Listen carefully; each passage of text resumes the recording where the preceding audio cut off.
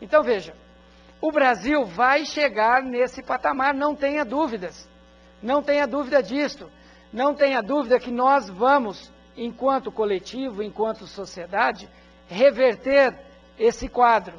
E no nosso entendimento, o que está realmente travando a saúde é a política pública, que, na verdade, nos está remunerando abaixo de um trabalho escravo.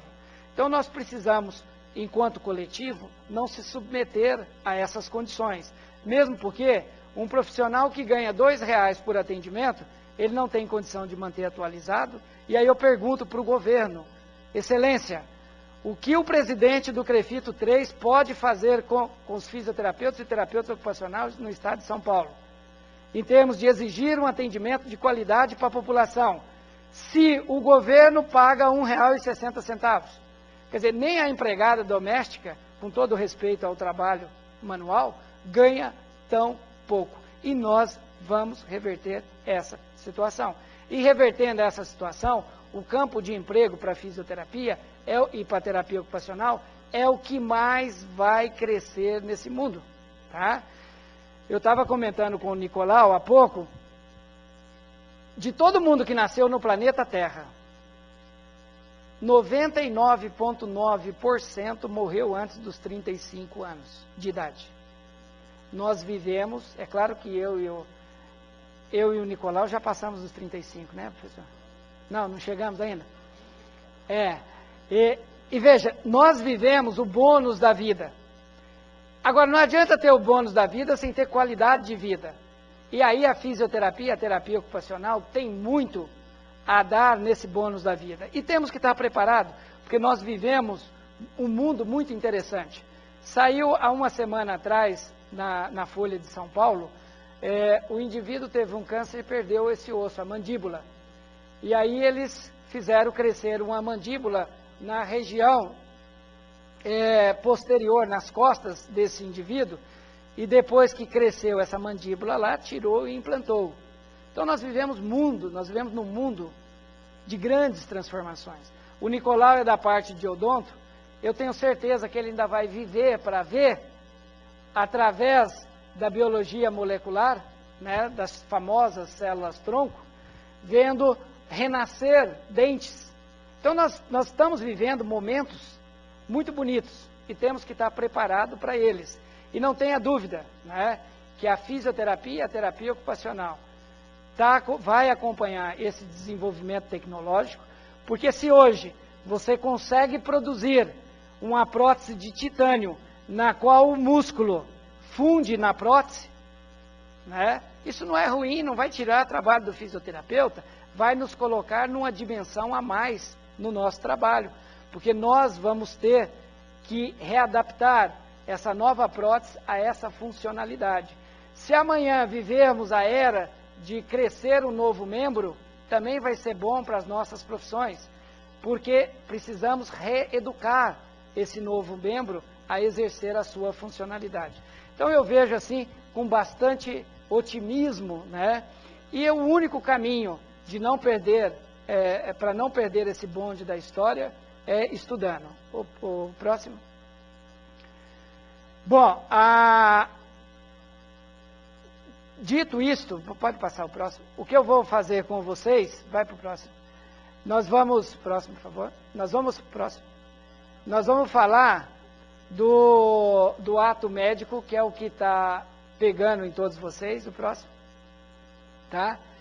Que, na verdade, de tempos em tempos aparece essa discussão, né?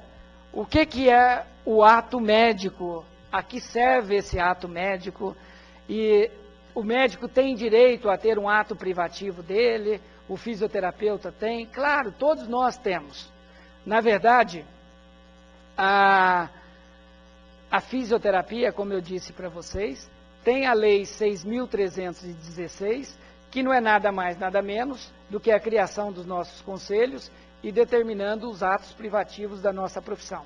Na verdade, volta só um pouquinho, o Conselho Federal de Medicina, ele edita em 2001 a Resolução 1627, na qual ele diz o seguinte: cabe ao médico, ao Conselho Federal de Medicina, determinar o que todos os profissionais da área da saúde pode ou não pode fazer, à exceção dos dentistas, porque ele achava que era uma profissão muito antiga, dos farmacêuticos e dos enfermeiros.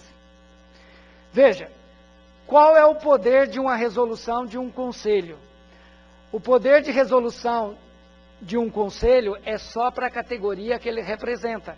Eu não posso baixar uma resolução e determinando para os dentistas que eles não podem limpar os dentes, por exemplo, porque se eu usar um ultrassom com água vai ter um efeito melhor, ou um laser, né? E isso é um ato privativo da fisioterapia. Eu não posso fazer isso. Então, o que vale são leis federais.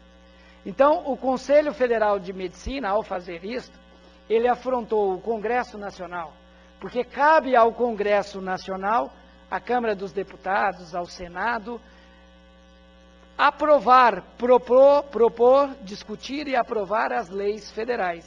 E o Conselho Federal de Medicina, ao fazer isto, ele afronta o próprio Congresso Nacional, afronta as outras leis federais que dão direito ao fisioterapeuta e ao terapeuta ocupacional de diagnosticar, de prescrever um tratamento fisioterapêutico e de implementar um tratamento fisioterapêutico e de requerer qualquer exame complementar para que ele forme o seu juízo de valor, para aquele atendimento que ele vai propor, porque ele responde civil e criminalmente pelos seus atos.